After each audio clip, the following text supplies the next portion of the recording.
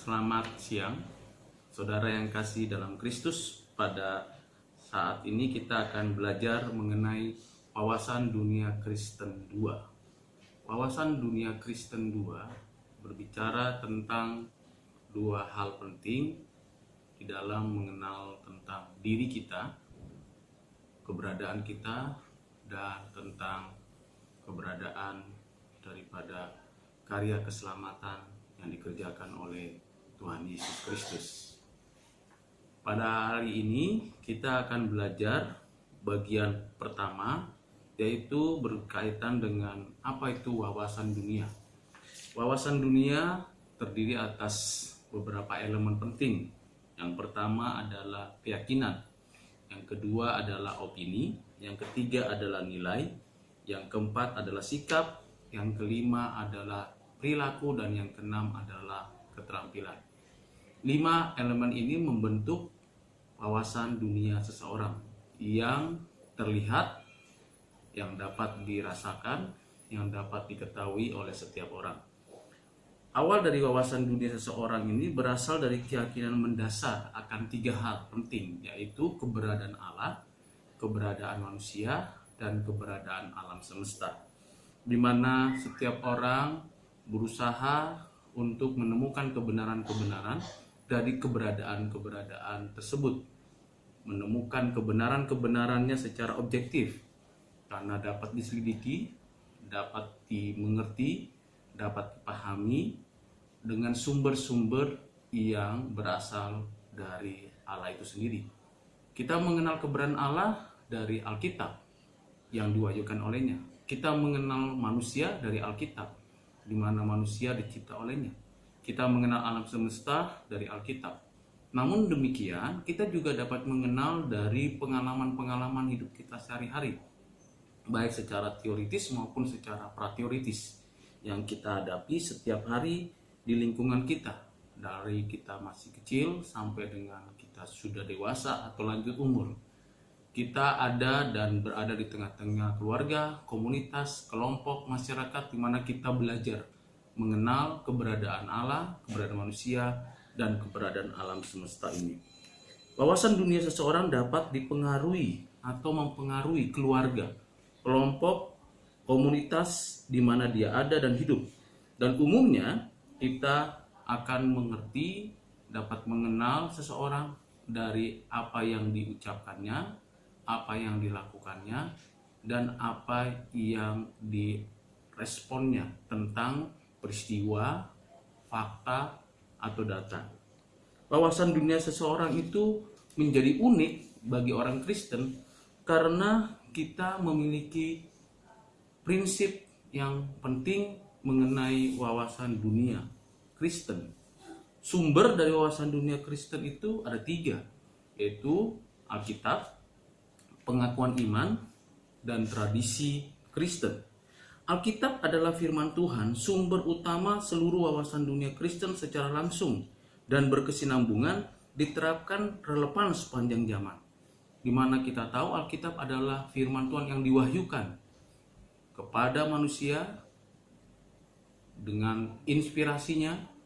Setiap manusia diberikan hikmat, diberikan inspirasi oleh Allah, sehingga setiap manusia yang dipilih ditentukannya untuk menulis kitab suci, menulis dengan kuasa yang dari Tuhan, sehingga setiap tulisannya itu tidak ada kesalahan dalam ajaran, dalam konsep, di dalam narasi maupun di dalam fakta-fakta historis.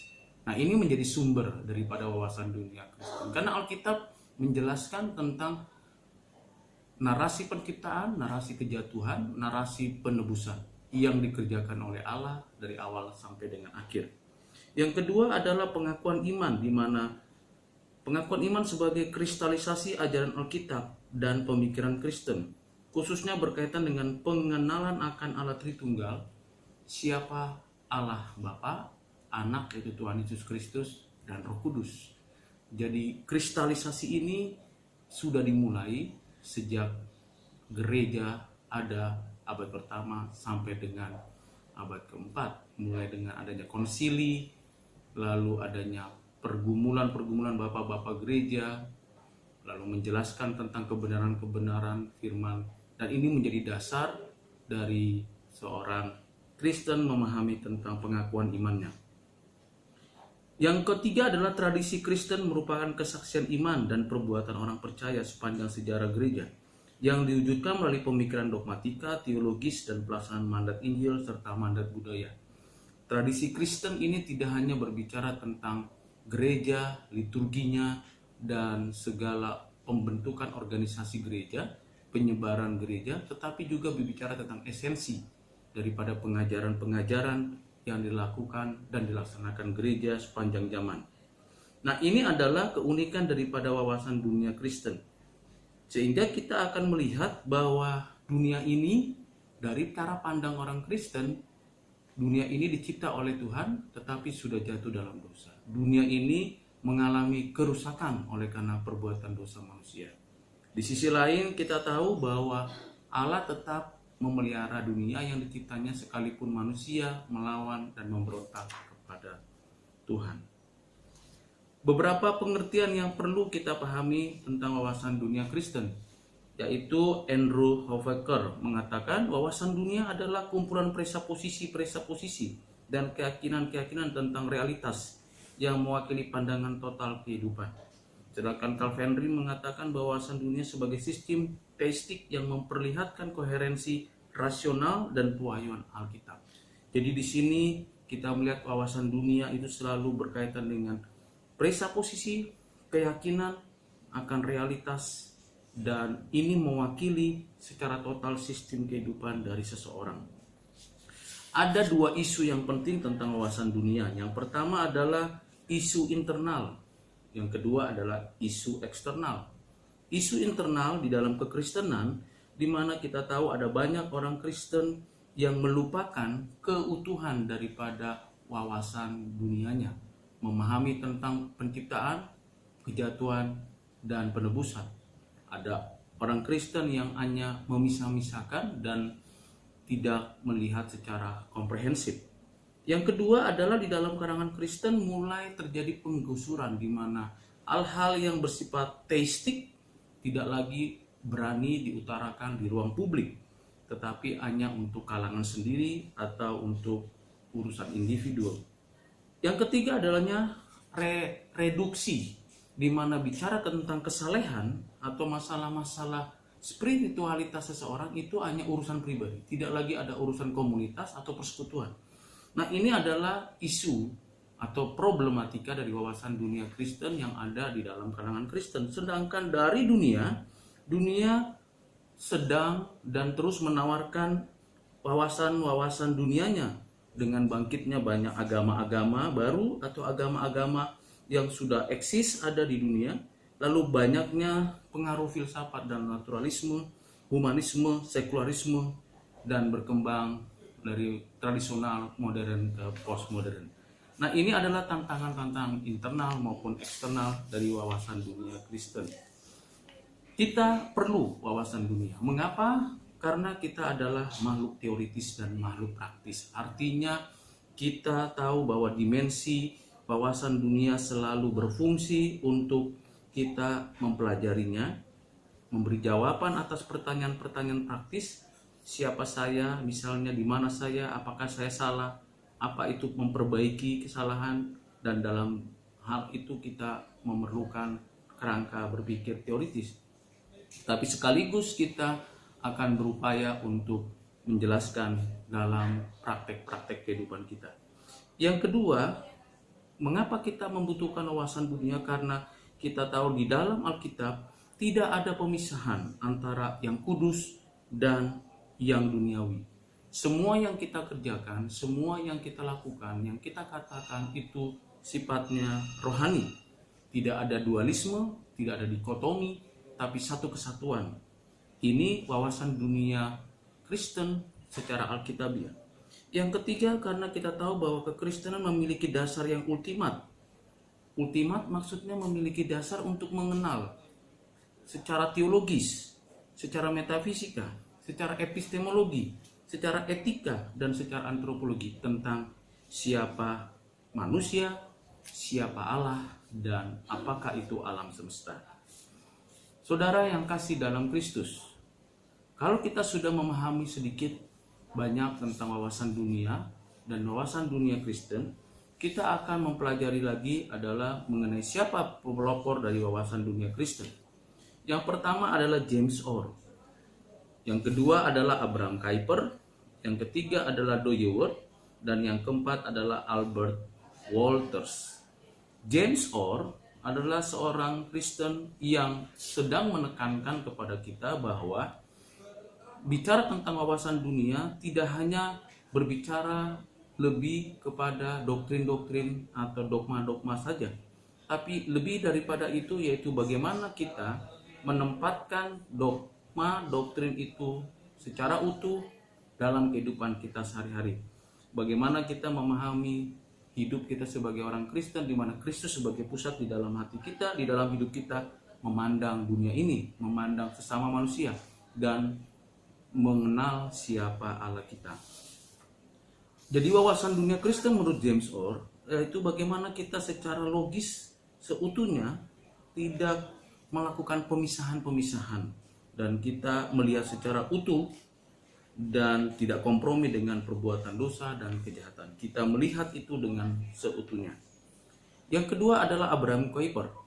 Abraham Kuyper mempunyai satu pandangan yang penting untuk kita mengerti tentang wawasan dunia, bahwa dia mengatakan satu kalimat yang penting yang perlu kita renungkan, yang itu tidak ada satu inci pun di dalam seluruh wilayah dan keberadaan manusia di mana Kristus yang berdaulat atas segala sesuatu dan dia tidak berteriak ini milikku.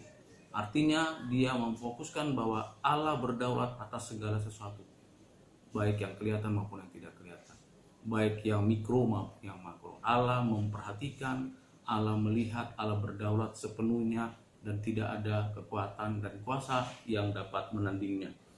Meskipun kita tahu bahwa banyak hal-hal duniawi yang melawan kebenaran Tuhan, tetapi kita sebagai orang Kristen, sebagai orang percaya, harus menegakkan peraturan-peraturan Allah, harus ditegakkan di dalam rumah tangga, dalam sekolah, dalam negara.